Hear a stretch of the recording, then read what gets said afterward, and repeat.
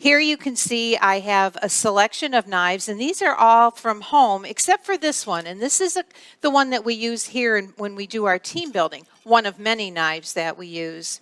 Before we get going, though, I want to talk a little bit about knife safety. And that really is, you would think that would be a basic thing, but it really isn't. First of all, you want your knives as sharp as possible. There's a couple reasons for that. One of the reasons is, just think about it. A sharp knife cuts easily. A sharp knife, if you do happen to get cut, is a clean cut. So it heals much faster. And with a sharp knife, you do not need a lot of pressure to have it perform. If we look at these knives, we can see they all have something in common. They have a tip, which you can see right here. And then they have the blade. And the blades can be anywhere, especially like this knife, which is a French knife. That can be anywhere from 6 inches to 12 inches. And you want to buy that depending on what size hand you have. One of the things that I cannot stress enough is that the knife has to feel good in your hands.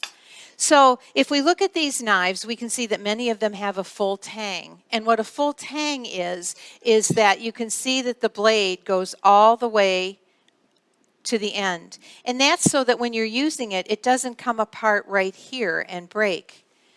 Some of my knives I've had for a long, long time, and I can't stress enough that when you buy a good knife, it's an investment that you'll have forever, provided that you take care of it.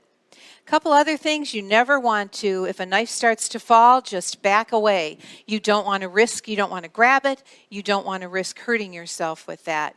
You want to keep your knives as sharp as possible, and we'll talk about that a little bit later. Now, depending on the manufacturer, that's what kind of handle your knife will have. And some knives will feel better in your hands than others. And for example, this is a Cutco knife, and they're known for their handle, which is a little bit more comfortable for some people to use when they're cutting. However, chefs usually grab the knife right up here, and that's totally safe. I'm going to teach you that grip. As far as a bread knife, this is my bread knife from home. I personally don't recommend buying a good bread knife because they're almost impossible to sharpen. You have to send them out to be sharpened. And when they're dull, just spend another $19 and get another one. Let's see, where should we go from here? What are you going to cut on? Well, you're going to cut on a cutting board. There's many different kinds of cutting boards.